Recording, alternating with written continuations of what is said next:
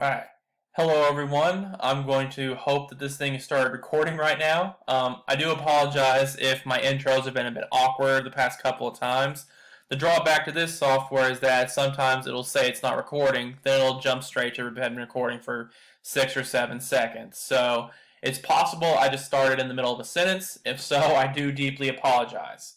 Now, on to more pressing matters. If you're viewing this, you should have already looked at the Reconstruction Part 2 lecture I did earlier today.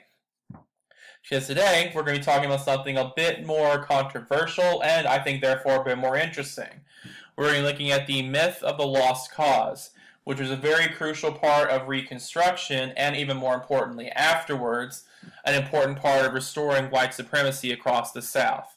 Now, like I said, I know this is can be a very controversial subject, but it is one that is important, that many historians have argued is going to play an important role through many of the decades we're going to study throughout the rest of the course. So I do think it's still important to discuss, and I am willing to allow some debate and some discussion on some of the assignments we're going to have this week and going forward in the future. The only thing I would ask is that you make sure you keep it respectful and based on facts and evidence, as I'm going to attempt to do throughout this video. Again, I'm not going to tell you this. I'm not going to force your opinions on any of these, but this is the common historical interpretation for the stuff we're going to look at today.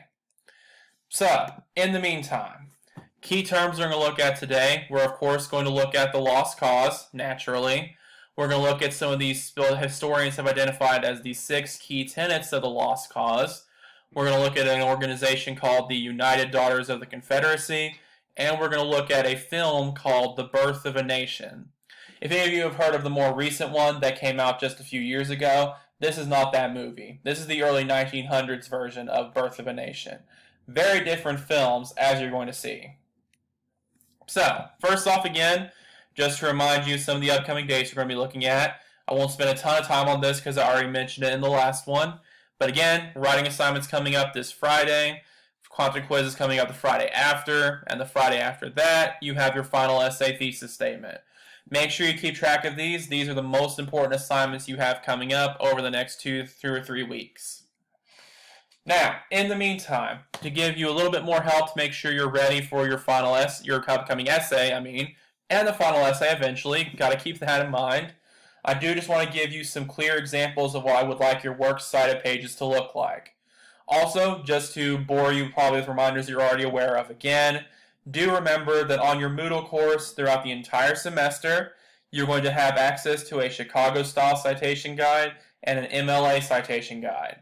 You may use either of these 2 citations, I don't care which, but you must use some type of citation style as you do these writing assignments. So, they're usually very simple. You'll format them like, this is an MLA example, you would format it like this. You have the author, the title, where you got the title, where you got the source from. So this is where you would list either the academic journal you got it from, the website you got it from, or the book. Things like volume, number, publication date. Then if it's an online resource, you would give me the URL so I could get access to it. Very straightforward. This is more of the example of how a book would look. You'd have the author, the title again, the publication city, and the publisher, the title, or the year that it was published. So again, pretty straightforward. This is what I want your works cited pages to look like if you use MLA. Keep in mind, you are required to use a hanging indent, which just means you have a ½ inch from your second line is a ½ inch from the left margin. Very simple, and like your papers, they still need to be double spaced. Bibliography is still very similar, almost the exact same thing. You still have the title, then you still have the author, then you have the title, where you got the source from, the journal title, the book title, or the publishing company, whatever it is, and then the publication date. So again, very simple, just a few slight differences in how exactly you space and punctuate things. So do please keep this in mind. Like I said, I want these to be on every single writing assignment. And just to remind you all again for the upteenth time, much more in-depth citation guides are available on Moodle throughout the entire semester. So please do keep that in mind. Also, again, I won't go over this again because I already did it once, but do please remember the primary and secondary sources we talked about last time. These types of sources must be on your writing assignments in some shape or form. Now, to get started with the lost cause, actually, first I want to identify something called historical memory. Can anyone tell me exactly what historical memory is? It's a little bit different from historical fact, just to give you a hint.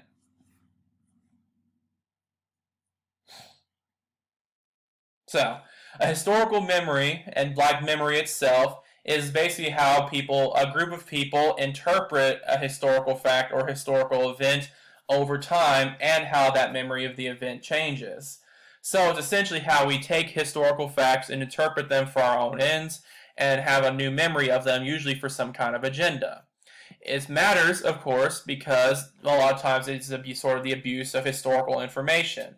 Groups will take historical facts and historical events and change or alter or focus only on certain facts to create their own interpretation of what the past was like. But obviously we're going to talk about one today, but I'd like you guys to take a moment to think about any examples maybe you can think of. There are quite a few, obviously. All right, one of the common ones that we like to focus on is the idea of George Washington not being able to tell a lie. He cut his father's cherry tree. That's historical memory serves the purpose of portraying George Washington as a very honest and wonderful first president, which I'm not necessarily saying he was horrible, but obviously that is sort of a romanticizing of the past. That's a very classic one. Focusing, for example, on the Plymouth Rock colony and that first Thanksgiving with Native Americans paints a very positive picture of how we interacted with early Native Americans. As you probably learned in your American History 1 class, however, and as I'm going to talk about next week with the Plains Wars, this often wasn't actually the case. So you can see this is one of the most common uses of historical memory. It's to romanticize the past and focus on the memories you want to highlight to show a nice, happy view of history that often overshadows a lot of the more negative aspects. Now, to get more specifically into what the lost cause ideology actually is and what it wanted to accomplish. Historians have identified the lost cause as an American pseudo-historical negationist ideology that holds that the cause of the Confederacy during the American Civil War was a just and heroic one. Now, I want to focus on a couple of important terms in this definition you can see here. First off, historians have identified it as pseudo-historical. For those of you who don't know what pseudo-historical means, think of maybe an insult you might have heard when you call someone a pseudo-intellectual. What would that mean? Yeah, that essentially means they're pretentious and it's fake and they're a fake intellectual. They're just pretending to be smart when they're actually just making stuff up. Pseudo-historical is essentially the same thing. It's what historians would identify as fake history, or at least poorly researched and poorly presented history. So I want that to be clear about that out of the gate. Most historians, including myself, consider the lost cause to not actually be an accurate interpretation of history. Also, negationist is a very important part of this. Negationism, or to negate something, is just to basically to disagree with, or more importantly, to passionately deny or get rid of something. So they're obviously trying to get rid of certain aspects of history or to deny certain aspects of history. We'll get into that in just a second. But ultimately, of course, the whole point of this is to portray again that the Confederacy was a noble and worthy cause. And as some of you have known from probably seeing bumper stickers and t-shirts, it's the idea that this cause will one day rise again. Now, just to give you an idea of why historical memory often happens, why would people in the South after the Civil War feel the need to popularize this lost cause? Why would this be a comfort to them? Again, awkward pause for people who aren't actually here. But yeah, as you can probably guess from looking at the perspective of a defeated country, a lot of people are, of course, very demoralized and very upset about all the things that happened to the South after the Civil War was over, and they couldn't understand why they lost. So the lost cause helps give people comfort by convincing them that their cause was actually worthwhile and that one day its goals could still be accomplished. Makes you feel a little bit better about being a defeated nation. As we're going to get into a little bit once we get to World War II, Germans bought into a very similar ideology when they listened to Adolf Hitler. The idea that he would restore Germany and make it great, and that they would be able to get revenge on their enemies who wronged them. The lost cause is extremely similar. Now, what I wanted to get into next is some of these 6 key tenets of the lost cause. We'll explain those, and then we'll get into a few more specific examples of how exactly these ideas were spread. So, the 6 causes of the 6 tenets of the lost cause historians have identified can be seen right here. The first one is probably a very common one you've all heard of, and that was the idea that secession instead of slavery was actually what caused the Civil War. Why would that maybe be such a popular tenet? To answer that question, it helps to think a little bit about why many of these people argued that secession is what people were actually seceding over. A lot of times you'll hear the states' rights argument. So the idea is that these Confederates were noble heroes fighting for states' rights and to preserve the Constitution, and weren't actually fighting to preserve slavery, or at least that wasn't their main goal. It's much easier to paint yourself as a noble hero when you're fighting for your rights and for your freedom, and when you're not fighting to keep people in bondage. Much easier to argue that way. Second one, which you can see depicted right here, is the idea that Southern slaves were happy, loyal, and perhaps more importantly, unprepared for freedom. We'll talk about this more once we get to Teddy Roosevelt, but this is essentially the white man's burden ideology. It's a belief that many races who essentially just aren't white, African Americans in this case, aren't ready to be free and to govern themselves, and so they need white masters to keep them in line, and more importantly, they're happy about it.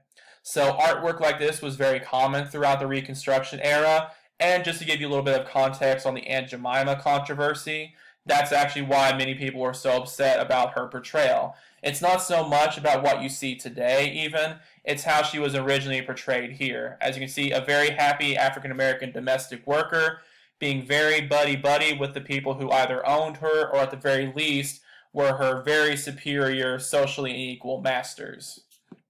So again, that's why that was so controversial. Not saying that's necessarily what was going on today, but it's the historical context that many people were against. Also, you want to focus on the idea that the Union won the war only because of a material and numbers advantage. You don't want to entertain the idea that your soldiers weren't well fought, that they weren't excellent, brave soldiers, and that they weren't united. It only is because the North had some material advantages that the South could do nothing about. Also, Confederate soldiers were heroic and saintly. Many of you are probably aware of this, particularly Robert E. Lee, for our 5th tenet, was very revered among Confederate sympathizers and supporters of the Lost Cause. For example, just a little bit of a historical fun fact, there was actually, while I'm doing this, let me see if I can actually find evidence of that for you. Should have thought of this earlier, but I'd like to actually maybe give you an actual look at it.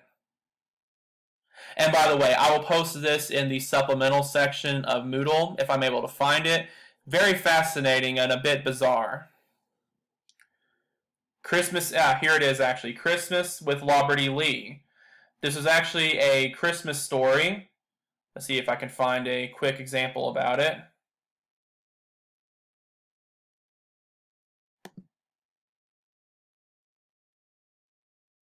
Okay, so yeah, I'll post something along that tells a little bit more about the story when I have more time on the Moodle class, but I just wanted to give you a little bit of an idea. So see, here you go. There are actually General Lee Christmas stories about the Confederacy. That's how popular General Lee actually was.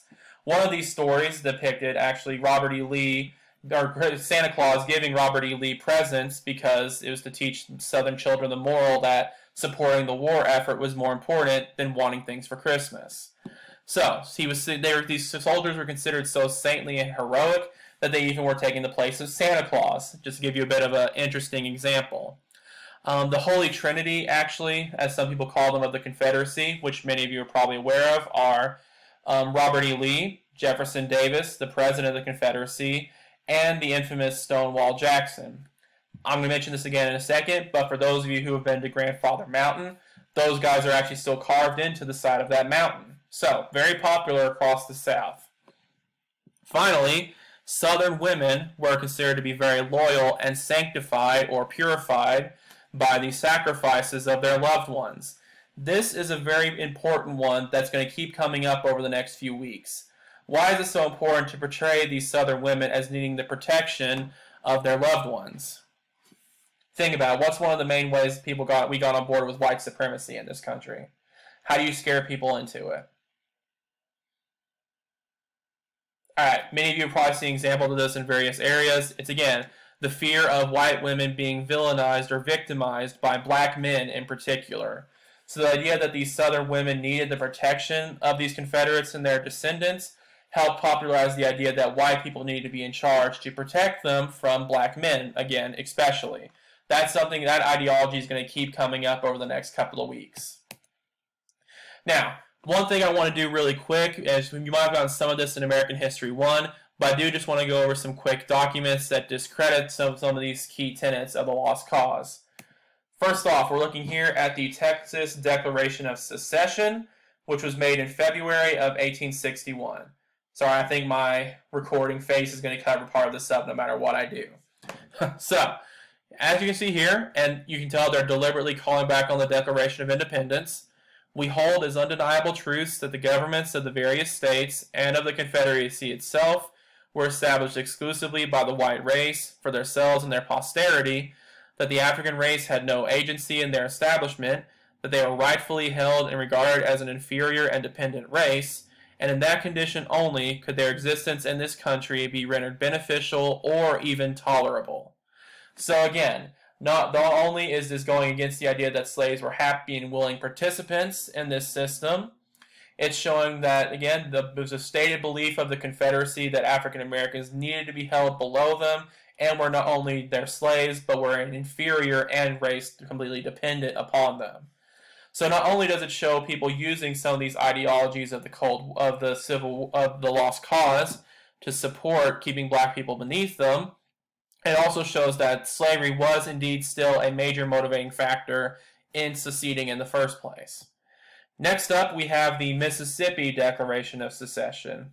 This gets into a little bit more of the economic aspects of this, which also is another example of what I talked about last week, of the idea that slavery actually did make a lot of money and was extremely beneficial for the South, so it's something they would have fought for.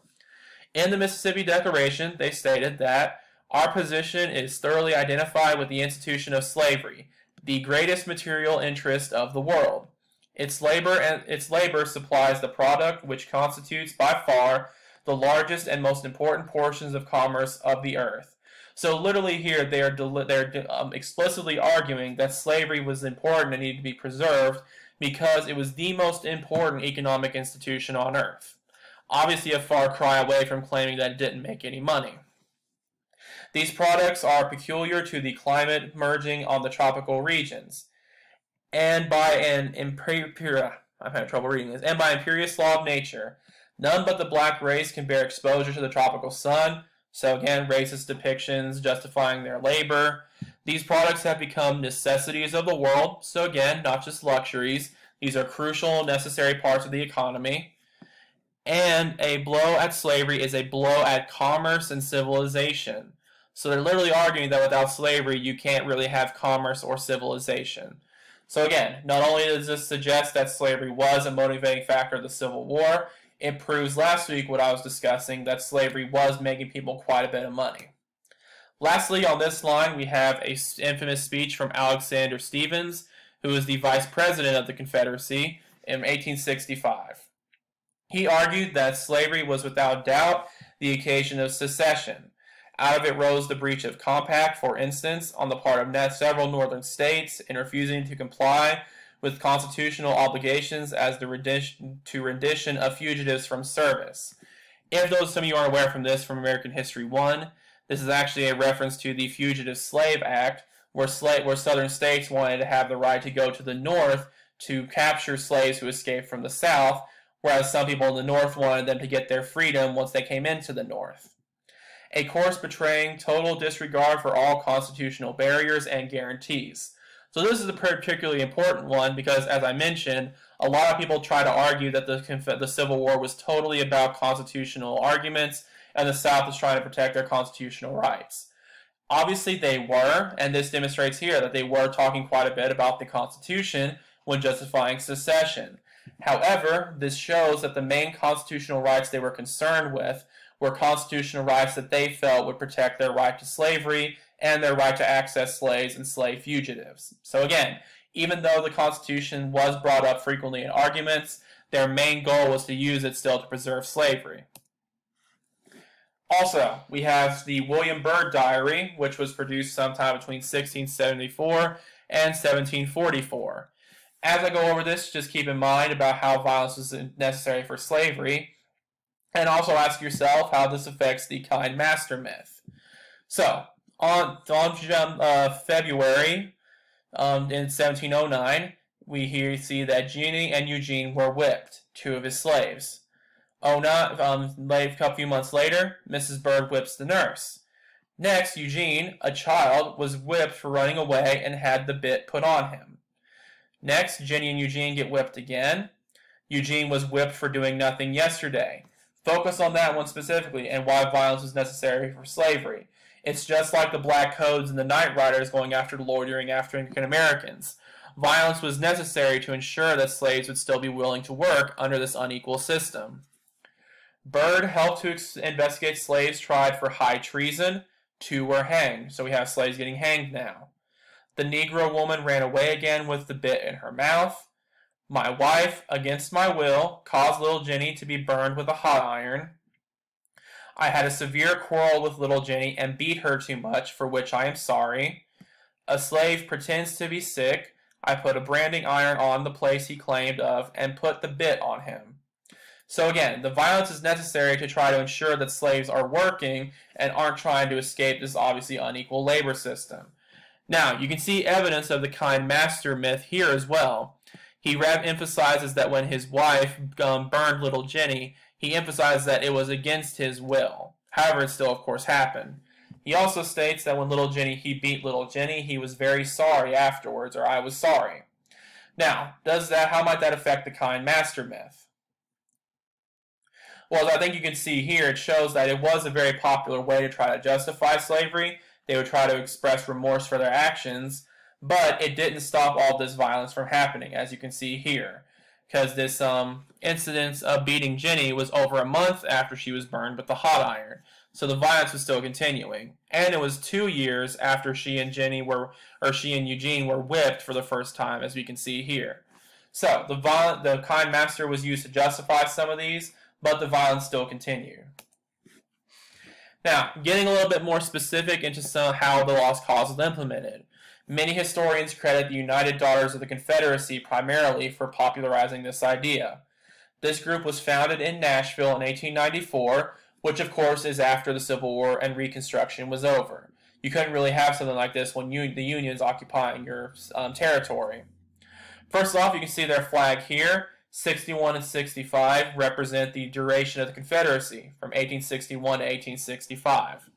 Their stated purpose is to tell of the glorious fight against the greatest odds a nation ever faced, that their hallowed memory should ever die. So again, it's popularizing that idea that the South only lost because they faced great odds that no one could ever overcome, and the idea that they will one day rise again and their memory never needs to be lost. One of the main ways they try to accomplish this, which is one of the most controversial aspects, which obviously is still an issue today, is they established Confederate monuments. These monuments popped up all across the South and were used to memorialize the Southern cause. Second, they often would lobby for history textbooks in public schools. This, of course, sounds like a great thing on paper, but since they were the ones paying often for these textbooks, they would put a lot of pro-Lost Cause and pro-Confederacy things in these textbooks. They often were very common in publishing the memoirs of Confederate wives, and one of the most interesting aspects of what they did was popularizing the Southern Cross of Honor Award, which is where they would award Confederate veterans and some dead Confederate veterans with the Southern Cross of Honor, which was their equivalent to the Medal of Honor. Which, as I'm sure many of you know, the Medal of Honor is the highest honor a military serviceman can get in the United States. So this was meant to equal the Medal of Honor. So that, again, memorializes the Southern cause and paints Southern soldiers as heroes. So that's some of the more important things they did. I want to focus a bit on some of the Lost Cause monuments that were produced. First off, you have Virginia mourning her dead, which you can see here, which was built in 1903. Also, you have the Stonewall Jackson Monument, which you can see here, which was produced in 1910. The Tyler Confederate Memorial Gateway was produced in 1913. The Confederate Memorial, you can see here, was made in 1914. And next, Stone Mountain, which you can see here again, the Confederate Trinity carved into the mountain, was made in 1972. Now, why would these monuments be so important to the lost cause? What's so important about seeing all of this? Again, awkward pause for people who aren't there. Alright, yes, as you can imagine, not only is it just about causing people to remember the Confederacy, it's about remembering them in a positive light. So as you can see here, Virginia mourning her dead, which literally means the state of Virginia, if you didn't notice already. It paints this as a tragic event of losing all these Confederate soldiers. Which, by the way, just to be very clear, if I haven't made this point already, I'm not saying we should all celebrate all the people who died in the Civil War, even the Confederate ones, but I do think it's important to mention why these monuments were made. So it's showing the loss of the Confederacy again as a horrible, tragic thing that needs to be mourned. As you can see here with Stonewall Jackson, he's not being portrayed in any negative way at all. He's a typical noble, stoic Confederate soldier ready for battle. Same thing can be seen here with the Confederacy being held up by all these noble heroes, and of course the noble Confederate Trinity ready to march off to war. So again, these memorials aren't just important in causing people to remember the Confederacy, it paints how we remember the Confederacy. Now, this is something that I'd like us to actually discuss in some of our assignments for this week, and as we go throughout the course potentially. How exactly should we deal with the Confederate monuments that exist today? This is actually even more controversial than when I made this slide, by the way. I actually originally made this slide about a year ago. Things have gotten even more hectic in case you haven't watched the news lately. But yeah, you can see here many of these monuments often get vandalized, spray painted on, toppled down, all sorts of things. And as you've seen in the wake of the George Floyd protests and other protests, many city governments are actually voting to take down these monuments. What I'd like us to discuss as a class, hopefully, is to discuss exactly whether this is a good idea or not, and how exactly we should deal with these Confederate monuments. Because on the one hand, like I just stated, these monuments were originally put up to memorialize and glorify the Confederate cause. However, many people on the other side would also argue that destroying these monuments completely would destroy history. So is that the method we want to take as well? So, won't tell you how to decide that, that's up to you. But I do want you to think about how exactly we should try to deal with these Confederate monuments, because it is an important issue. Now, last but not least, although actually probably is least in terms of morality, we have the infamous Birth of a Nation film by D.W. Griffith. This film was made in 1915. Now, I'm going to have these clips assigned for you in class, of course, and I'd like you to view them, and then go over some of these questions for also some things we'll discuss throughout the rest of the semester. As you watch clips from this movie, keep in mind, who exactly were the saviors of the South, and most importantly, what were they saving the South from? How are acts of violence treated in the movie? So like, how do people respond to the acts of violence? How is the audience supposed to feel about them? And why is that the case? Who was cast to play some of the former slaves in this movie? What is that called? And why is it so problematic? And finally, what was the purpose of the scene showing a woman going to the spring? That actually will come from the first clip. Take a look over that. What kind of message are they trying to get across? Finally, keep in mind, what are some of the differences in how white characters and black characters are portrayed in this film? Like how they behave, how they look, and why does the film show a black militia at the end of the movie? What is the purpose of that? Watch that clip, keep these questions in mind. We'll discuss it as the class continues. In the meantime, I do want to go ahead and talk about how The Birth of a Nation was received at the time. It was actually received very positively by more places and people than you might expect. There was actually a news story with the Los Angeles Times, so all the way out in California, in a former Union state, where they argued that it was the greatest picture ever made and the greatest drama ever filmed. Reverend Charles Henry Parkhurst said the movie was exactly true to history and a compliment to the black man by showing how far black people had advanced. So he argued that these portrayals of African Americans, which, bit of a spoiler alert, as you could probably guess, are not very positive, would actually show how much black people have progressed in the New South. Woodrow Wilson, and to be fair, this is only credited as a quote of his. Technically, no one's been able to prove he actually said it, but he's been reported as saying, "It is like writing history with lightning, and my only regret is that it is all so terribly true." However, what is not under debate is that Woodrow Wilson did actually have a screening of this film in the White House while he was president. So, very popular movie across the board for a lot of people. And to even get more depressing, the audience reaction was widespread across the country as well. There were reported KKK-themed parties in Chicago and New York, so what you would typically think is more quote-unquote union-supporting places, and KKK merchandise was made specifically for the film and sold all across the country. So again, this shows one of the more damaging aspects of the Lost Cause and why it was such an important ideology for white supremacists and former Confederates once the war was over. So, that's all I have on the Lost Cause for this time. Again, please do keep these movie issues and the memorial issues in mind as we continue. Those will come up in assignments this week. In the meantime, just remember again, these are your upcoming assignments. If you have any questions about them or where to find them, please let me know as soon as possible. Otherwise, have a great rest of your week and have a great weekend. And please make sure you get that writing assignment 1 in on time. Thank you.